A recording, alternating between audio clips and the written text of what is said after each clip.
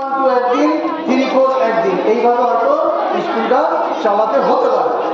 এছাড়াও আরো একটা সিস্টেম হতে পারে যে আমাদের মধ্যে থেকে একজনকে রেখে ম্যাডাম থাকবে আর সঙ্গে আরেকজন করে শিক্ষক আসবে, ওদিকে কাজ সামাল দিয়ে যাই হোক যেভাবেই হোক, এইভাবে স্কুলটা কিন্তু এই 1 মাস এইভাবে চলবে। এটা আপনাদের অবগতি করার জন্য, মানসিকভাবে প্রস্তুতি রাখার জন্য এটা বললাম।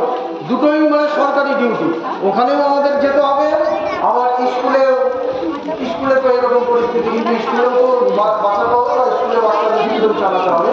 অনেক স্কুলে এরকম করছে যে PP1 একদিন, 3 4 একদিন, এইভাবে চলছে। যেমন ঈশান স্কুলেও মাত্র একজন টিচার থাকবে, আমাদের বিদ্যালয়েও একজন করে টিচার থাকবে।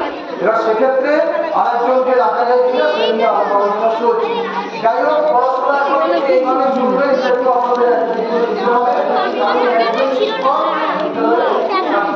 এটা পাঁচ পাশে কিন্তু পাঁচ